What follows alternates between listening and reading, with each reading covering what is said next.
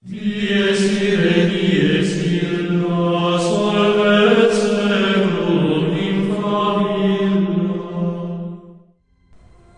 Bago natin simulan ang kwentong ito, ang napili kong saguting tanong ay yung, totoo bang wini-welcome ko yung mga nasa kabilang dimensyon sa tuwing pinakikinggan ko yung mga horror story mo, Pinuno?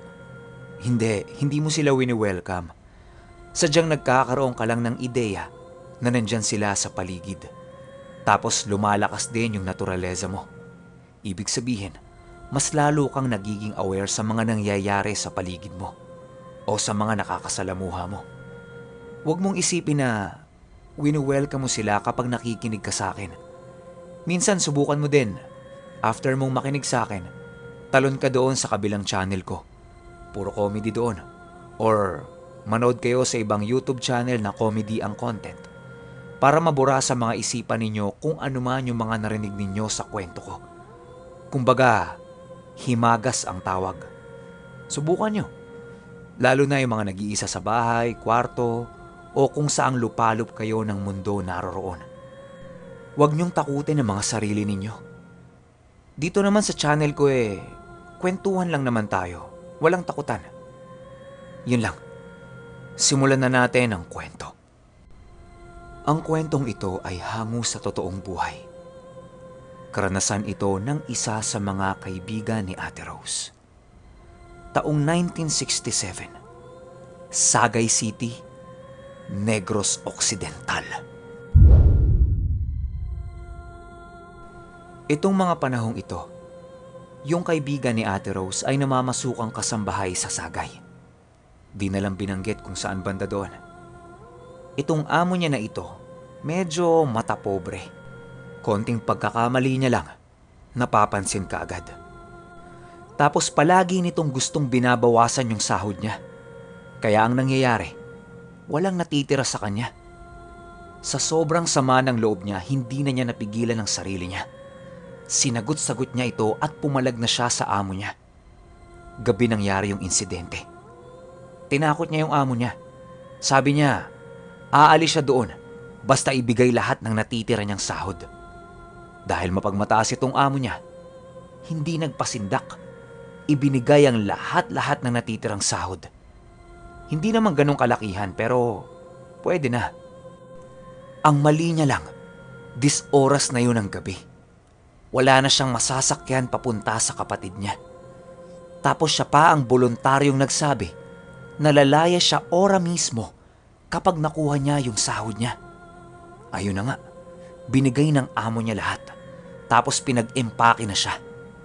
Ang tansya niya, mga 2 o 3 oras siyang maglalakad bago makarating sa bahay ng kapatid niya.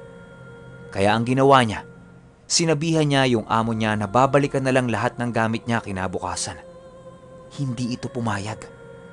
Kaya ang ginawa niya, nilabas na lang niya lahat ng mga gamit niya at iniwan yon kung saan. Plano niyang balikan na lang yon kinabukasan. Kasi marami, tapos mabigat. Babae siya. Hindi talaga kaya. Habang naglalakad siya, hindi na maganda yung pakiramdam niya. Nakuha niya nga yung pera. Pero labis-labis yung pagsisisi niya nung mga oras na yon. Dahil sa gilid niya, isang malawak na palayan. Tapos maraming matataas na puno. Medyo umaambon-ambon pa nung mga oras na yon. Nang biglang meron siyang narinig sa gilid niya na tunog ng baboy.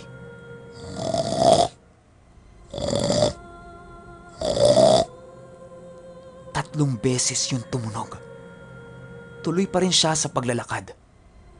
Hanggang sa maya-maya pa, yung baboy na naririnig niya, dumaan mula sa likuran niya, papunta sa harapan niya. Tapos dahan-dahan itong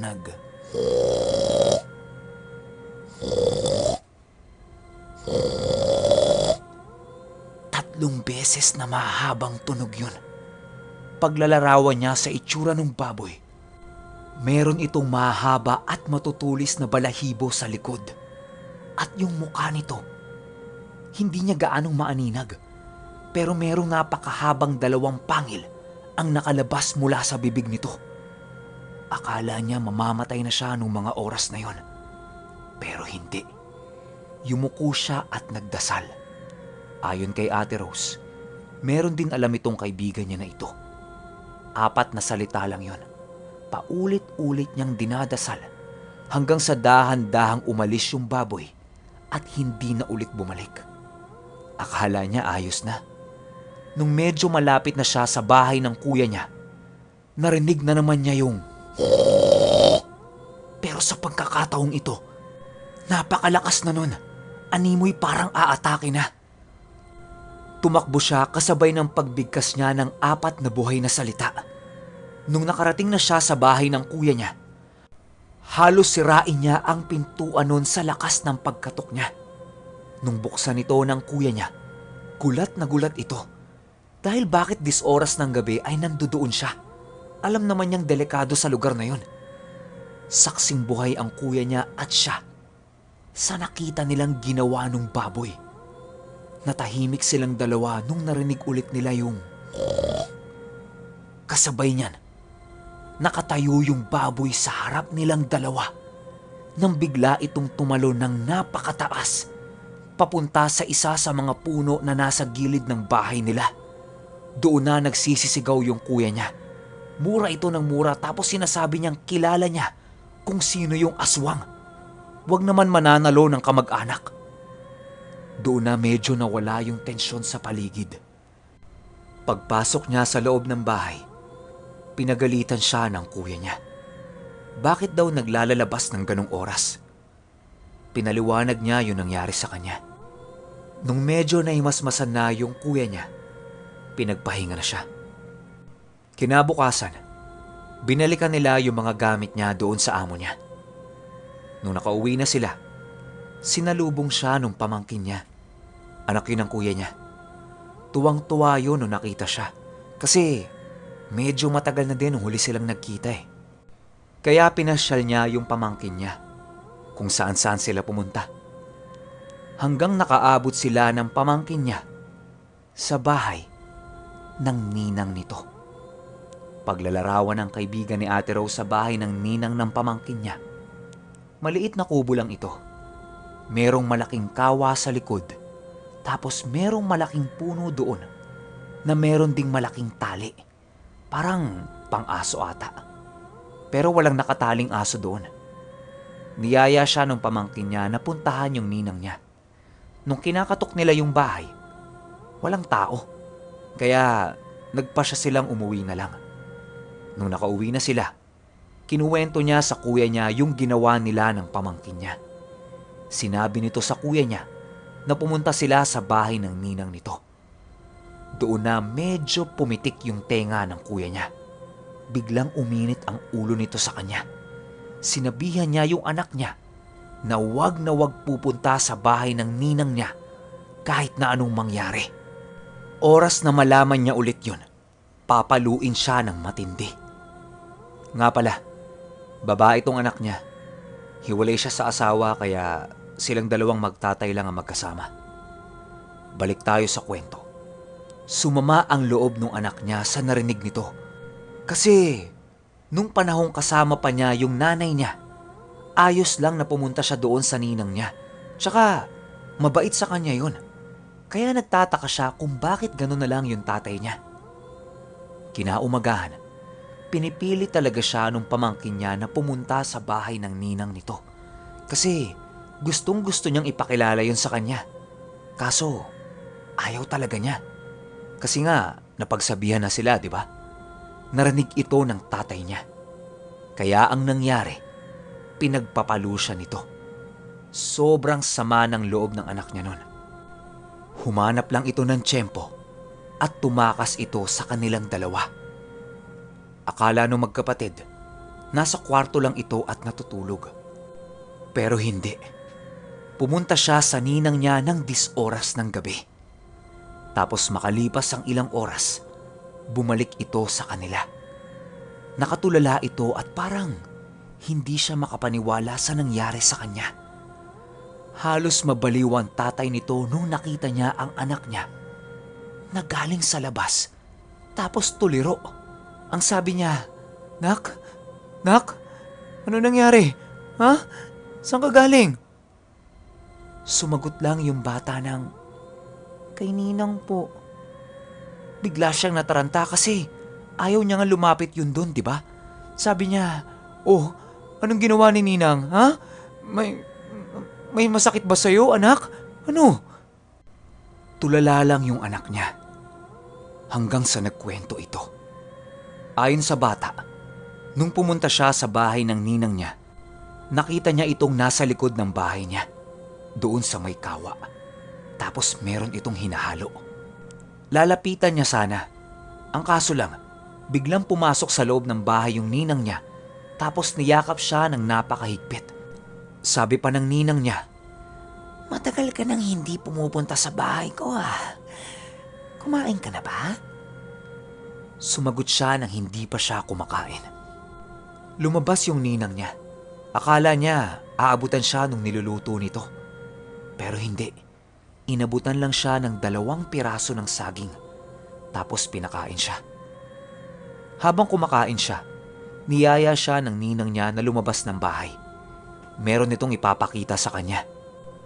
Doon sa nabanggit kong malaking puno na merong malaking tali, di ba walang nakatali doon? Pero sa pagkakataong ito, meron nang nakatali. Isang napakalaking asong kulay puti. Mahaba ang 2 hita nito sa likuran. Maiksi naman ang 2 sa harapan. Maliliit ang 2 mata nito at meron itong napakahabang nguso.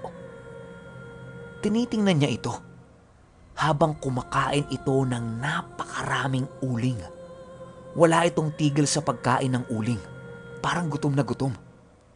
Hinihimas-himas ng ninang niya ang buhok niya nang bigla siyang tanungin ng, "Gusto mong mag-alaga ng ganyan? Puting sigbin."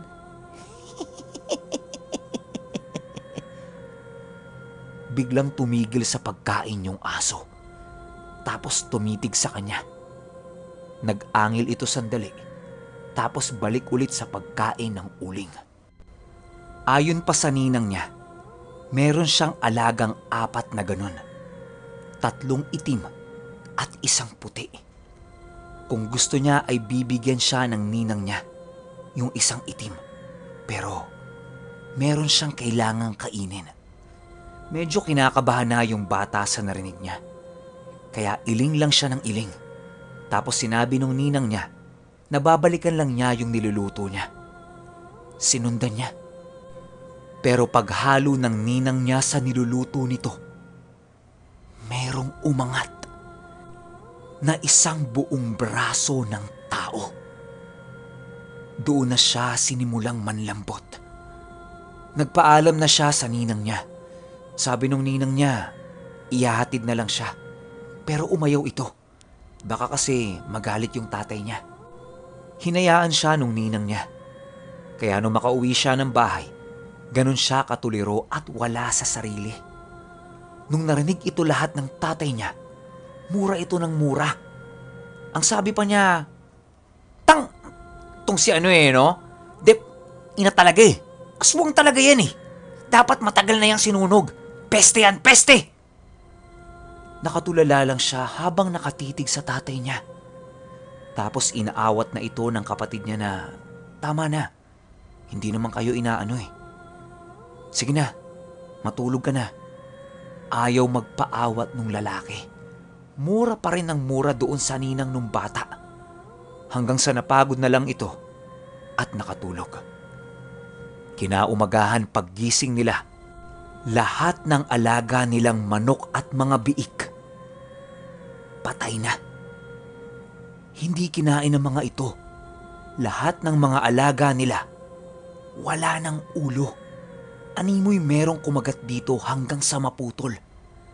30 manok at 6 na biik ang nawala sa kanila. Pinakita niya to sa mga kapitbahay nila. Ayon sa mga ito, inatake ang mga yon ng 1 sigbin. Halos gumuho ang mundo nung lalaki sa nangyari sa kanila. Kasi yun lang ang pangunahin nilang hanap buhay. Sa sobrang galit niya, nilusob niya yung ninang ng anak niya. pagdating nila doon, nakaupo lang ito sa puno at nakangisi. Sabi agad nung lalaki, "Taranta! Bakit mo ginawa yon? Ha? Nakita ka ng anak ko! Aswang! Aswang ka!" Natatawa lang yung ninang ng anak niya. Ang sabi pa nito, "Bakit? May ebidensya ka ba? Pwedeng-pwede mong tingnan yung bahay ko kahit anong oras. Sige, tingnan mo." Walang sabi-sabi, hinalughog niya yung buong bahay. Pero wala, ni isang ulo ng manok niya o biik. Wala siyang nakita doon. Medyo napahiya siya ng konti sa nangyari. Kasi nagsama pa siya ng ilang kapitbahay para merong testigo. Pero wala silang nakita. Mula nung mangyari yan, nagkaroon na sila ng distansya doon sa ninang nung anak niya. Iniiwasan na din nilang mabanggit ang pangalan nun kasi tuwing binabanggit nila, merong nangyayaring hindi maganda sa mga alaga nilang hayop. Hindi man rekta sa kanila, pero palaging merong kapalit. Hindi naman sila ginagalaw nun kasi nga, ninang eh. Wala din siyang planong yang gawin yung inaanak niya. Pero meron itong gustong ibaon sa inaanak niya. Bilang proteksyon sana. Kaso, ayaw nung magulang eh. Di kalaunan, naging kaibigan pa ito nung kaibigan ni Ate Rose. Hindi naman ito masama. Tsaka, normal na tao talaga ang pakikitungo nito. Huwag mo lang aabutan ng lutong pagkain nyo na merong asin. Kasi isang beses ginawa niya yan, itinapon ito sa harapan niya mismo. Makalipas lang ang ilang buwan, umalis sila sa lugar na yon. Lumipat sila sa Iloilo, kasama yung kuya niya at yung pamangkin niya. At ang naiwan doon sa Sagay City ay yung tinatawag ng pamangkin niya na ninang. Opinyon ko sa kwento, doon sa nabanggit kong merong gustong ibaon yung ninang niya sa kanya, yan dagdag impormasyon lang na binigay sa akin ni Ate Rose. At saka doon sa kwento kong bagoong, di ba? Merong sigbin na nagmamanman doon sa kaibigan ng lolo ng lola ko. Totoo yun. Yang mga sigbin, alam nyo, dati narinig ko sa Siraway, binibili ang mga yan. Ewan ko lang kung meron pa hanggang ngayon ha. Kasi bali-balita noon sa Siraway, mga panahong 2006, yung dating mayor doon, merong alagang sigbin. Yun yung inuutusan niya para alamin kung nasaan yung mga rebelde. Inaalam niya hindi para gerahin, para lang matimbrehan sila kung sakasakaling lulusob yun. Kumbaga, para handa lang sila. Tsaka di lang yan yung kwentong bentahan ng sigbin. May mga manggagamot din na humuhuli niyan tapos binibenta nila. Itong puting sigbin, dito ko lang narinig to. Ewan ko kung meron talagang ganyan kasi karamihan sa mga yan kulay itim Tsaka mukhang daga, tapos mahahaba yung hita. Pero kayo, anong opinion nyo sa kwentong ito? Libreng-libre ang ating comment section para sa mga komento ninyo. Tsaka nga pala, medyo bawas-bawasan nyo yung mga bastos na comment, no? Kasi yung lola ko talaga ang apektado Tsaka wala namang problema kahit ipagdasal nyo pang mamatay ako. Ayos lang yun. Pero yung lola ko kasi ang iniintindi ko Nasasaktan kasi siya. Kaya kung meron kayong hinanakit sa akin, murahin nyo ako sa Facebook account ko, Anthony Steven San Juan. Ayan, kahit tadtarin nyo pa ako ng mura o mga kabastosan 24/7, pwedeng-pwede. Siguro naman, may mga lola din kayo, no? So alam nyo kung ano yung pakiramdam. Yun lang. Hanggang sa susunod na kwento. Salamat.